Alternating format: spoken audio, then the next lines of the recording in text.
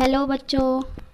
तो बच्चों आज हम पढ़ेंगे क्लास 7 की साइंस का चैप्टर नंबर 1, जिसका हमने फर्स्ट पार्ट कर लिया था। आज सेकंड पार्ट करेंगे। हमारे चैप्टर का नाम है पादपों में पोषण। बच्चों हमने पिछली वीडियो में प्रकाश संश्लेषण के बारे में पढ़ा था।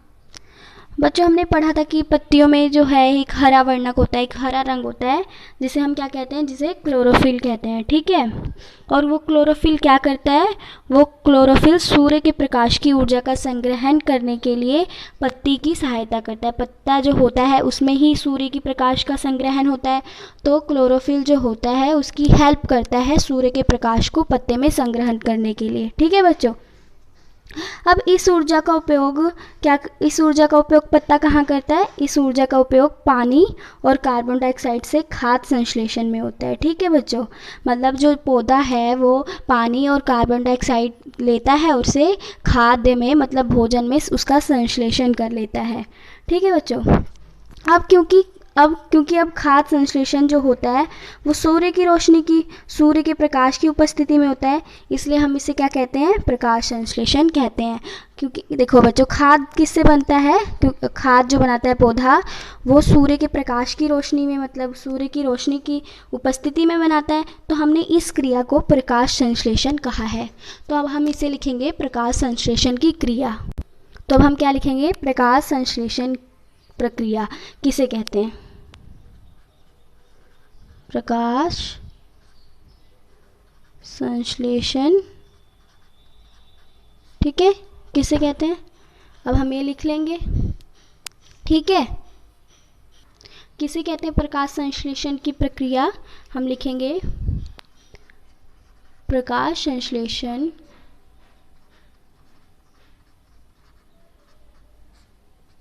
वह प्रक्रिया है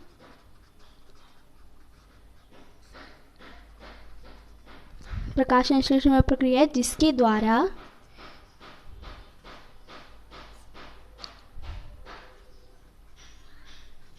द्वारा हरे पौधे जो होते हैं, हरे पौधे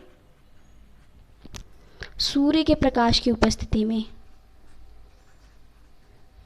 प्रकाश संश्लेषण के लिए सबसे ज़्यादा क्या ज़रूरी होता है? सूर्य का प्रकाश। इसी से इसका नाम पड़ा है प्रकाश संश्लेषण। उपस्थिति में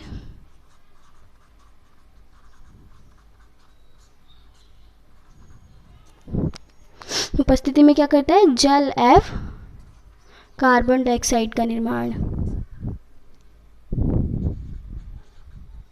जल को हम क्या लिखते हैं? H2O, इसका सूत्र है। और कार्बन डाइऑक्साइड, इसका सूत्र क्या है?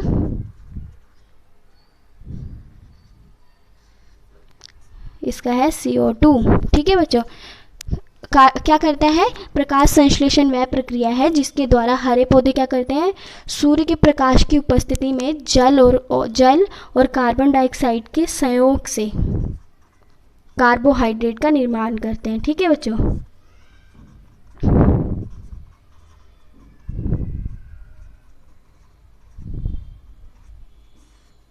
का निर्माण करते हैं। ठीक है, ये था हमारा प्रकाश संश्लेषण की प्रक्रिया। देखो, कार्बोहाइड्रेट का निर्माण करते हैं, ये हमने पढ़ लिया। अब बच्चों ये क्वेश्चन ये बनता है कि प्रकाश संश्लेषण के लिए किस चीज़ की हमें ज़रूरत पड़ती है। तो बच्चों प्रकाश संश्लेषण के लिए हमें क्लोरोफिल, मतलब जो पत्तों में होता है, पौधे के पत्तों में होता है क्लोरोफिल, उसकी ज़रूरत पड़ती है। सूर्य के प्रकाश की ज़रूरत पड़ती है। कार्बन डाइऑक्साइड और जल की ज़रूरत पड़ती है। ठीक है बच्चों।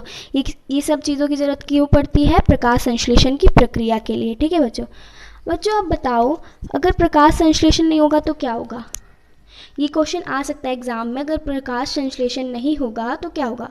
बच्चों अगर प्रकाश संश्लेषण नहीं होगा तो पौधे अपना भोजन नहीं बना पाएंगे। ठीक है, क्योंकि प्रकाश संश्लेषण की ज़रूरत होती है पौधों को अपना भोजन बनाने के लिए। और हमें पता है जो मानव है वो हर तरह से भोजन के लिए पादपों पर निर्भर है, पौधों पर निर्भर है। अगर पौधे अपना भोजन नहीं बना पाएंगे तो हमारा जीवन अस्तित्व में नहीं रहेगा, जिससे जीवन असंभव है। ठीक है, अगर प्रकाश संश्लेषण की प्रक्रिया नहीं होगी तो जीवन असंभव है किसी के लिए भी। ठीक है। अब बच्चों जो प्रकाश संश्लेषण की क्रिया होती है, प्रक्रिया होती है, प्रकाश संश्लेषण के दौरान, मतलब जब पौधे में प्रकाश संश्लेषण होता है उसके दौरान पत्ती की जो क्लोरोफिल कोशिकाएं होती हैं, जैसा कि आप चित्र में देख रहे हो, स्क्रीन पर आपको एक चित्र दिख रहा है, उसमें एक पत्ती है, उसका काट चित्र है, पत्ती का काट चित्र है, उसमें पत्ती की क्लोरोफिल कोशिकाएं देख रहे होंगे आप, ग्रीन ग्रीन कलर की हैं, ठीक है। तो सूर्य के प्रकाश की उपस्थिति में कार्बन डाइऑक्साइड और H2O से, मतलब कार्बन डाइऑक्साइड और पानी को लेकर वो कार्बोहाइड्रेट का संश्लेषण करती है।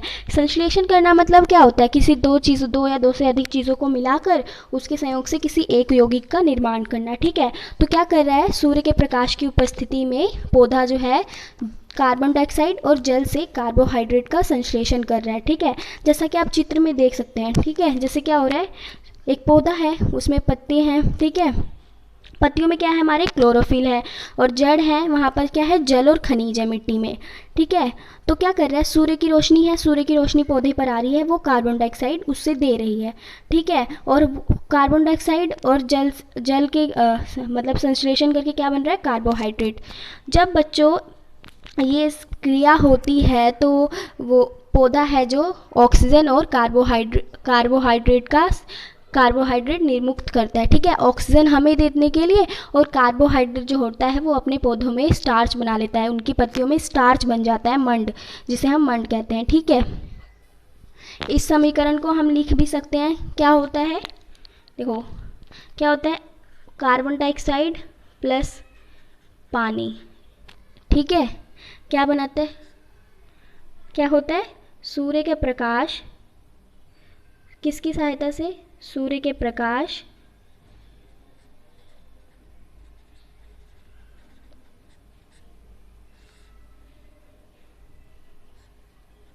और क्लोरोफिल, पत्तों में होता है ना क्लोरोफिल, जिसकी वजह से उनका ग्रीन रंग होता है। क्लोरोफिल क्या कैसे बनाएगा, फिर कार्बोहाइड्रेट बनाता है और ऑक्सीजन बनाता है, प्लस ऑक्सीजन बनाता है, ठीक है। आप यहाँ कार्बन डाइऑक्साइड लिख सकते हैं जिससे आपको कोई प्रॉब्लम ना आए, लेकिन उसका आपने रासायनिक सूत्र भी याद करना है। कार्बन डाइऑक्साइड, ठीक है बच्चों, और इसे क्या कहते हैं हम, जल कहते हैं, H2O को, और यहाँ पर ये ऑक्सीजन है, O2 किसका सूत्र है, ऑक्सीजन का, ठीक है बच्चों। क्या हो रहा है, जब पौधा कार्बन डाइऑक्साइड और जल का सूर्य के प्रकाश और क्लोरोफिल की सहायता से उसका संश्लेषण कर रहा है, तो कार्बोहाइड्रेट बन रहा है और ऑक्सीजन बन रहा है, ठीक है, ऑक्सीजन निर्मुक्त कर रहा है और कार्बोहाइड्रेट निर्मुक्त कर रहा है। तो क्या होता है, इस प्रक्रम में जो ऑक्सीजन होता है वो और कार्बन डाइऑक्साइड, कार्बोहाइड्रेट निर्मुक्त होती है, कार्बोहाइड्रेट होता है पत्तियों में मंड बना लेता है, और जो ऑक्सीजन होती है वो हमारे लिए यूज़ हो जाती है, ठीक है बच्चों। तो अब आप स्क्रीन पर देख रहे हो बच्चों कि इस चित्र में अलग अलग तरह के पत्ते हैं, इनका रंग अलग अलग है, इनकी शेप अलग अलग है, ठीक है बच्चों। अभी तक हमने क्या पढ़ा, जो क्लोरोफिल होता है वो हरे रंग के पत्तों में पाया जाता है, लेकिन क्या सिर्फ हरे रंग के पत्तों में ही क्लोरोफिल पाया जाता है, बच्चों क्लोरोफिल हर एक पत्तों में पाया जाता है, चाहे वो अलग अलग रंग के ही क्यों ना हो, जो उसमें कोई भूरे रंग के होते हैं, कोई लाल रंग के होते हैं, जो अलग अलग रंग के पत्ते होते हैं उनमें क्लोरोफिल पाया जाता है। लेकिन जो हरा पत्ता, हरे रंग है, वो भूरा रंग और लाल रंग जो भी उनके अलग अलग रंग होते हैं उसे अपने में ढक लेते हैं, इसीलिए उनका रंग हरा नहीं दिखता, लेकिन उनके अंदर भी क्लोरोफिल होता है। और इन पत्तियों में भी प्रकाश संश्लेषण होता है जिसके द्वारा अपना भोजन वे बना पाते हैं, ठीक है बच्चों। अब बच्चों आपने कभी गीली दीवारों पर, तालाब में, अथवा कभी ठहरे हुए जलाशय में हरे पादप देखे होंगे, पादप मतलब पौधे होते हैं, काई सी आपने जमी हुई देखी होगी, इसको हम क्या कहते हैं, इसको शैवाल कहते हैं, ठीक है बच्चों। इनमें भी क्लोरोफिल पाया जाता है क्योंकि ये भी हरे रंग के होते हैं, ये भी प्रकाश संश्लेषण की प्रक्रिया द्वारा अपना भोजन खुद बना लेते हैं, ठीक है। अभी हमने यहाँ पढ़ लिया जो हरे पौधे हैं, और जो हरे पौधे नहीं भी हैं उनमें भी प्रकाश संश्लेषण की प्रक्रिया होती है, उनमें भी क्लोरोफिल पाया जाता है। और जो काई हमारी जमी हुई दिखती है कहीं तालाब में, जलाशय में ठहरे हुए, और कभी दीवारों पर आपने देखी होगी, उसमें हरी हरी काई जमी हुई होती है, उसको शैवाल कहते हैं, वो भी प्रकाश संश्लेषण की प्रक्रिया द्वारा अपना भोजन खुद बनाता है। बच्चों जब प्रोसेस होता है ये वाला, कार्बन डाइऑक्साइड और H2O जब संश्लेषण करके जब कार्बोहाइड्रेट और ऑक्सीजन का निर्मुक्त करती हैं तो कार्बोहाइड्रेट वो मंड का रूप ले लेती हैं और पत्तों में जम जाते हैं। ठीक है, तो अगर वो पत्तों में जम जाते हैं, इससे हमें पता चल जाता है कि इस प्रकाश संश्लेषण की प्रक्रिया हो चुकी है। इसी से हम अंदाज़ा लगा लेते हैं, जब पत्तों में वो जम जाता है स्टार्च, तो हमें पता चल जाता है क्या हो गया, प्रकाश संश्लेषण की प्रक्रिया पूरी हो गई है। तो बच्चों ये वाला टॉपिक हमारा यहीं पर ख़त्म होता है। अब हम पढ़ेंगे अपने नेक्स्ट टॉपिक को, पादपों में कार्बोहाइड्रेट के अतिरिक्त अन्य खाद्यों का संश्लेषण। अभी तक हमने क्या पढ़ा, जो पादप होते हैं उनमें किसका संश्लेषण होता है, कार्बोहाइड्रेट का। लेकिन अभी हमें और भी पढ़ना है कि पादपों में कार्बोहाइड्रेट के अलावा और भी कई पदार्थ हैं जिनका संश्लेषण होता है। तो अब हम क्या पढ़ेंगे, पादपों में कार्बोहाइड्रेट के अतिरिक्त अन्य खाद्यों का संश्लेषण। ठीक है बच्चों, देखो बच्चों अभी तक हमने क्या पढ़ा कि प्रकाश संश्लेषण प्रक्रम द्वारा जो पौधे होते हैं कार्बोहाइड्रेट का संश्लेषण करते हैं। ठीक है, कार्बोहाइड्रेट किससे मिलकर बना होता है, कार्बोहाइड्रेट कार्बन और हाइड्रोजन और ऑक्सीजन से मिलकर बनता है। ठीक है, लेकिन जो प्रोटीन नाइट्रोजनी पदार्थ हैं जो पौधों में पाए जाते हैं, हमें पता है, इस बारे में हम पढ़ेंगे। ठीक है, जो प्रोटीन नाइट्रोजनी पदार्थ हैं जिनमें कार्बन और ऑक्सीजन और हाइड्रोजन के अलावा उसके साथ साथ नाइट्रोजन भी होता है। जो हमारे प्रोटीन नाइट्रोजनी पदार्थ होते हैं उनमें कार्बन, ऑक्सीजन, हाइड्रोजन के साथ साथ क्या होता है, नाइट्रोजन भी होता है। बच्चों हमें पता है कि वायु में अलग अलग तरह की गैसें पाई जाती हैं जिसमें सबसे ज़्यादा नाइट्रोजन पाया जाता है। ठीक है, और ये किस अवस्था में होता है, ये गैसीय अवस्था में होता है। लेकिन पादप इसका अवशोषण कैसे कर लेते हैं, पादपों को भी नाइट्रोजन का अवशोषण करना होता है। कैसे करते होंगे वो, क्योंकि वो तो गैसीय अवस्था में है नाइट्रोजन। बच्चों मिट्टी में कई ऐसे जीवाणु होते हैं जो गैसीय नाइट्रोजन को उपयोग में लाकर उसे मृदा में निर्मुक्त कर देते हैं। मतलब कुछ जीवाणु जो होते हैं वो नाइट्रोजन जो गैसीय अवस्था में होती है उसको निर्मुक्त कर देते हैं मृदा में। ठीक है, जब मिट्टी में मिले हुए पदार्थ पौधे जल के साथ अवशोषित कर लिए जाते हैं। देखो जब नाइट्रोजन गैसीय अवस्था से कुछ जीवाणु द्वारा मिट्टी में लाए जाएंगे तो पौधे क्या होंगे, पौधे जल के साथ साथ, जो मिट्टी में जल होता है उसके साथ साथ उस नाइट्रोजनी पदार्थ को भी अपने में ग्रहण कर लेंगे। ठीक है बच्चों, और बच्चों कभी आपने देखा होगा जो किसान होते हैं अपनी अच्छी फसल होने के लिए खाद और उर्वरक का भी इस्तेमाल करते हैं। ठीक है, ताकि उनकी फसल अच्छी हो, अच्छी से ग्रो करे, बहुत ज़्यादा मात्रा में फसल हो, तो उसके लिए क्या यूज़ करते हैं वो, खाद और उर्वरक का। तो आपने पढ़ा होगा पिछली क्लासेस में, जो खाद और उर्वरक होते हैं उनमें जो नाइट्रोजन होता है बहुत ज़्यादा मात्रा में पाया जाता है वो नाइट्रोजन। ठीक है, उसमें पोटाश होता है, नाइट्रोजन होता है, फॉस्फेट होता है, ये सब रसायन होते हैं जो बहुत ज़्यादा मात्रा में पाए जाते हैं। तो इससे किसान क्या करता है, जब उर्वरक और खाद मिलाता है अपनी खेत में, जो पौधे होते हैं वो नाइट्रोजन पदार्थ अपने में अवशोषित कर लेते हैं। ठीक है, इस तरह से जो पौधे होते हैं उस नाइट्रोजन को अपने में ग्रहण कर लेते हैं और इससे पौधों में नाइट्रोजन की मांग की आपूर्ति हो जाती है। जो पौधों को नाइट्रोजन चाहिए होता है वो इनके माध्यम से मिल जाता है। ठीक है, इसके पश्चात क्या होता है, पादप जो होते हैं पौधे खाद्य के अन्य संघटकों के साथ प्रोटीन और वसा का भी संश्लेषण अपने आप में कर लेते हैं, जिससे उनके में नाइट्रोजन की भी मांग की आपूर्ति हो जाती है।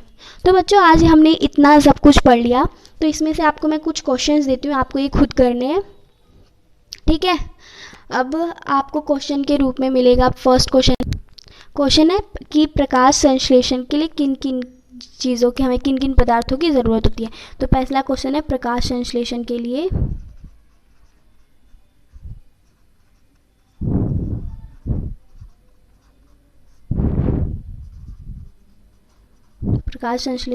ज़रूरी पदार्थ। ठीक है, तो क्या आ जाएगा, प्रकाश संश्लेषण के लिए आपको मैंने अभी बताया था आपको क्या क्या ज़रूरी होता है।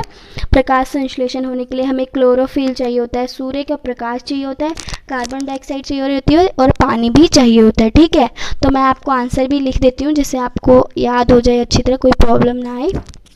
तो क्या ज़रूरी होता है, क्लोरोफिल। ठीक है, क्या चाहिए होता है, क्लोरोफिल चाहिए होता है, और क्या चाहिए होता है, और चाहिए होता है सूर्य का प्रकाश, सबसे ज़्यादा ज़रूरी। और क्या चाहिए होता है, कार्बन डाइऑक्साइड,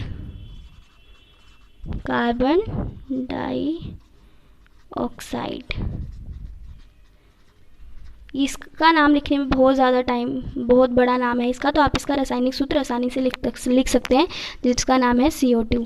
ठीक है, और क्या चाहिए होता है हमें, जल चाहिए होता है। जल का भी सूत्र रासायनिक होता है H2O। ठीक है, इन सब का हमें यूज़ होता है प्रकाश संश्लेषण के लिए। अब सेकंड क्वेश्चन है क्या कि जो हरे रंग के पत्ते नहीं होते, क्या उनमें क्लोरोफिल होता है? इसका जवाब बहुत ही छोटा होगा, बहुत छोटा आंसर होगा इसका। ठीक है, क्या क्वेश्चन है, क्या जो हरे रंग के पौधे नहीं होते, पत्ते नहीं होते, उनमें क्लोरोफिल होता है?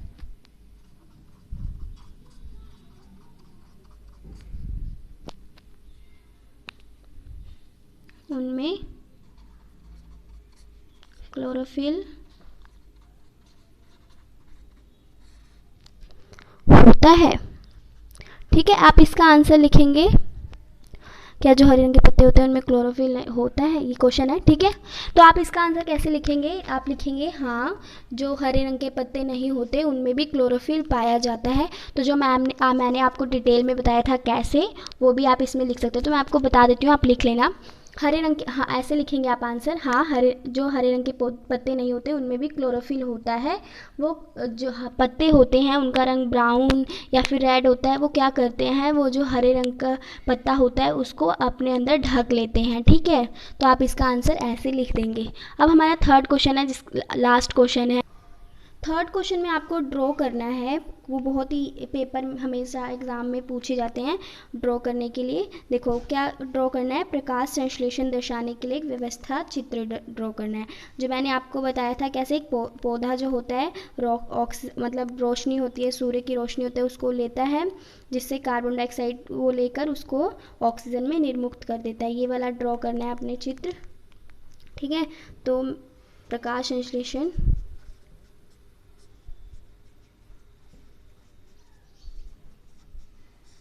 दर्शाने के लिए आपने ये ड्रॉ करना है, और इम्पॉर्टेंट है ये। ठीक है, व्यवस्था चित्र, इसको आप ड्रॉ करना, जिससे आपकी प्रैक्टिस भी हो जाएगी।